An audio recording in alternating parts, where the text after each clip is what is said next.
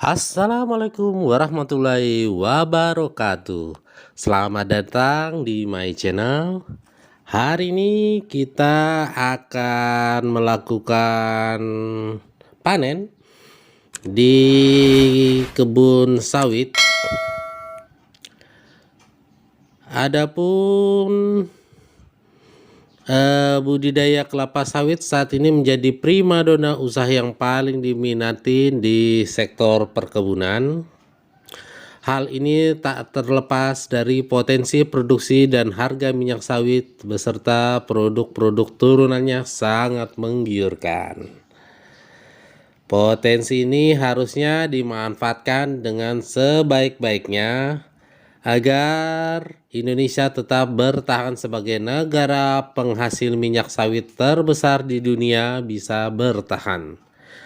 Perbaikan usaha budidaya kelapa sawit harusnya dilakukan secara menyeluruh dan melibatkan seluruh sektor dan petani kelapa sawit.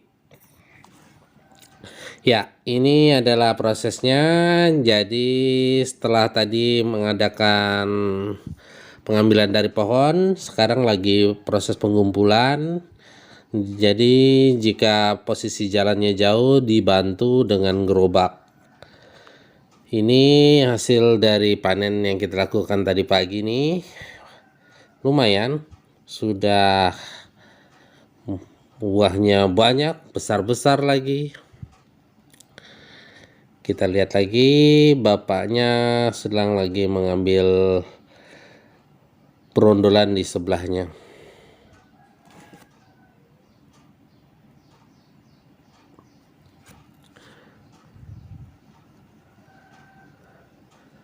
Cara budidaya kelapa sawit utama yaitu dengan memenuhi syarat tumbuh kelapa sawit. Dengan memenuhi syarat tumbuh kelapa sawit, maka dapat dipastikan pertumbuhan dan produksi kelapa sawit menjadi optimal. Syarat tumbuh kelapa sawit yaitu lahan yang dimiliki iklim dan jenis tanah yang sesuai, yaitu lahan budidaya kelapa sawit yang seperti berikut. Memiliki pH tanah 4,0 sampai 6,5. Kedua, subur. Ketiga, gembur. Keempat, memiliki curah hujan 2.500 sampai 3.000 meter persegi per tahun dan merata sepanjang tahun.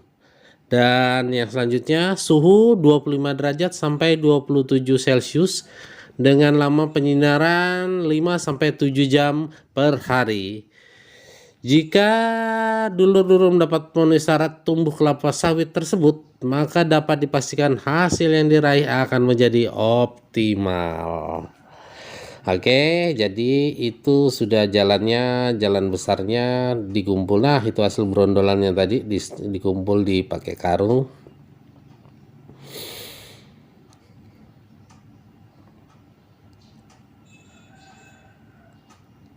Nah, nanti kita tinggal tunggu mobil. Di sini nanti ada mobil yang mengangkutnya untuk bawa ke tempat pengumpulan selanjutnya.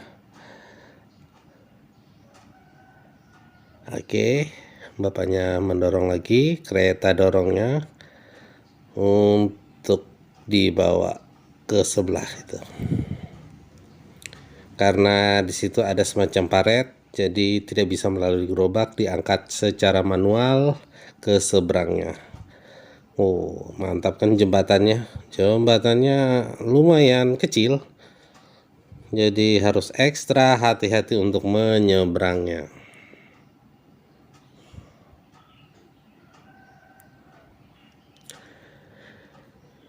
Pastikan bibit yang kita tanam adalah bibit sawit unggul. Berikut ciri-ciri dari bibit sawit unggul. Yang pertama, tunas berwarna putih. Hal yang pertama perlu diperhatikan yaitu mata tunas sawit. Bibit sawit unggul memiliki mata tunas yang normal dan warna putih bersih. Jika bibit sawit berwarna kecoklatan atau bahkan kehitaman, sebaiknya kita mencurigai bahwa bibit sawit tersebut bukan bibit unggul.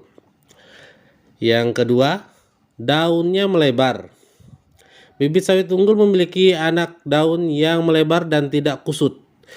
Bibit yang unggul tidak memiliki anak daun yang menggulung. Yang ketiga, tempurung berwarna hitam. Bibit sawit unggul memiliki tempurung yang berwarna hitam gelap. Selain itu, tempurung pada bibit sawit unggul tidak mengalami keretakan atau kerusakan. Yang keempat, kondisi akar. Kondisi akar pada bibit sawit unggul justru tidak terlalu panjang.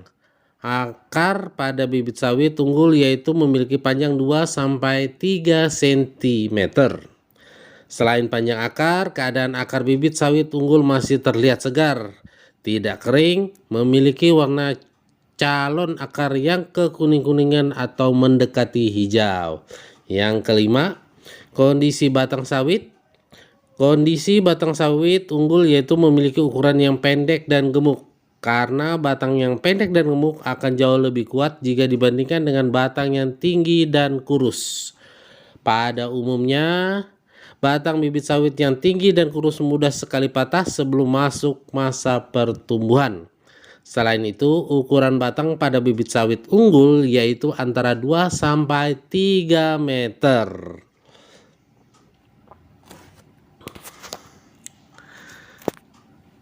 Oke, nah ini posisi paretnya.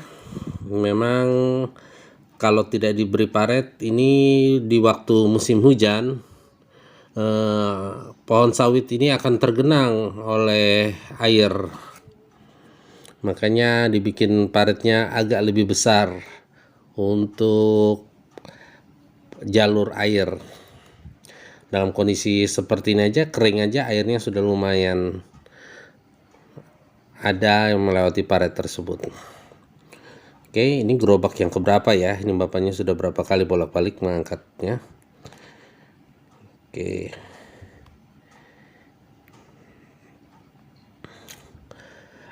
Pola tanam dan jarak tanam kelapa sawit yang tepat. Pola tanam kelapa sawit diperlukan karena berkaitan dengan efektivitas penggunaan lahan. Pola tanam segitiga sama sisi merupakan pola tanam yang paling efektif di area datar. Sehingga untuk area bergelombang atau berbukit perlu dilakukan untuk mempertahankan jumlah populasi per hektar dengan tepat memperhatikan tingkat kesuburan tanah. Karena kelapa sawit saat ini banyak ditanam di lahan marginal, maka perlu upaya khusus untuk menyuburkannya kembali. Penggunaan pembenahan tanah hayati sangat dianjurkan karena memproses remedinisasi dan fertilasi tanah marginal. Dengan menggunakan sistem seperti itu lebih tepat guna. Oke. Sekian dulu video hari ini. Jangan lupa klik like dan share jika informasi videonya bermanfaat. Oke, terima kasih.